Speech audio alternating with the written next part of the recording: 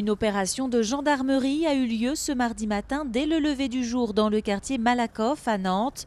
Plusieurs cars de CRS étaient stationnés en bas des immeubles.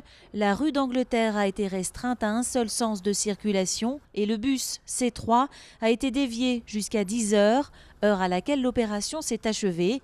À la mi-journée, aucune communication sur la nature de cette opération n'avait filtré. 3 ans après son arrivée à la tête de la mairie de Nantes, Johanna Rolland faisait en ce début de semaine un premier bilan de son mandat. Adrien Godet. Transparence, le mot est revenu plusieurs fois dans le discours de Johanna Rolland. À mi-mandat, la maire de Nantes publie sur Internet l'état d'avancement de ses engagements. Aujourd'hui, 44% des actions sont totalement réalisées, 50% sont engagées. Pour moi, c'est absolument déterminant. D'abord parce que c'est des choses utiles et concrètes pour les Nantais. 250 places de crèche déjà réalisées, c'est utile et concret. 1990 places dans les parkings relais, c'est utile et concret. Mais aussi parce que c'est la démonstration qu'à Nantes, une parole donnée et une parole tenue.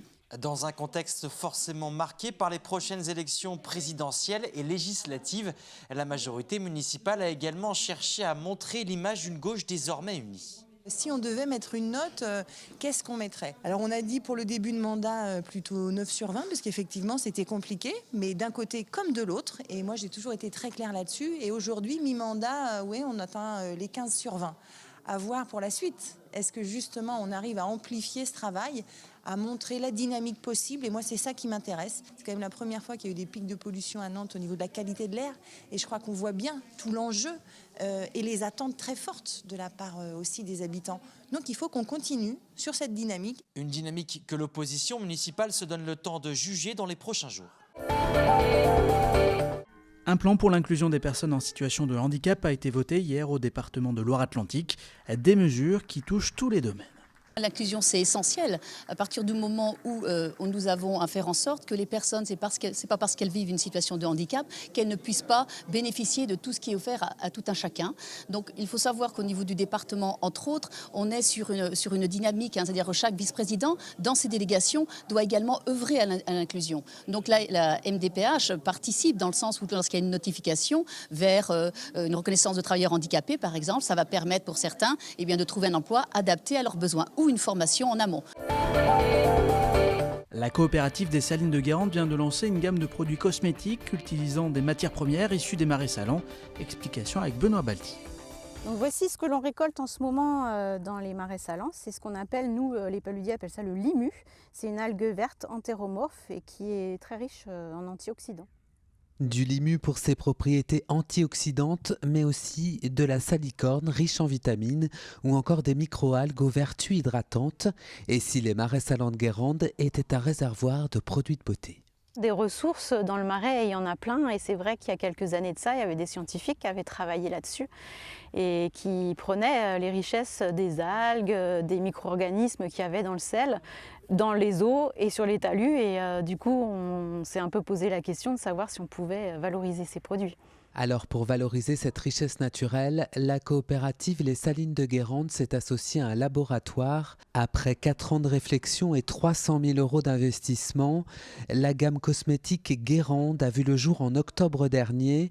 Chaque produit contient jusqu'à 5% de principes actifs extraits des marais et la gamme propose déjà un socle classique de soins quotidiens. On a un positionnement prix qui est moyen haut de gamme. Sur une gamme qui est en produits biologiques certifiés par EcoCert. Les cosmétiques Guérande sont distribués dans 200 magasins dans tout le Grand Ouest. La société souhaite développer la marque en France et à l'étranger avec pour objectif un chiffre d'affaires d'1 million d'euros d'ici 2018.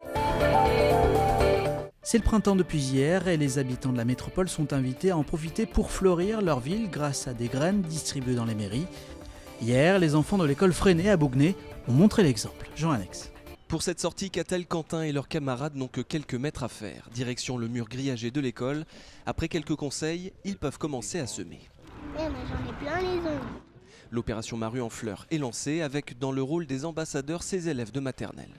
Les enfants sont un vecteur de communication important puisque à partir du moment où ils font quelque chose, c'est eux qui relayent l'information aussi auprès de leurs parents. Ici, dans quelques semaines, des soucis, adonites d'été et autres centaures sortiront de terre.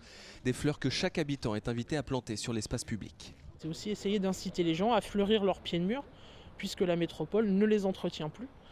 Donc du coup, c'est une façon aussi d'embellir la ville avec des fleurs qui tiennent une bonne partie de l'année. On a effectivement le kit Ma rue en fleurs de Nantes Métropole que les gens peuvent venir chercher dans les accueils donc de la mairie principale, du pôle espace vert qui est rue de la Gagnerie, au pôle sud-ouest et à la mairie annexe qui est derrière nous.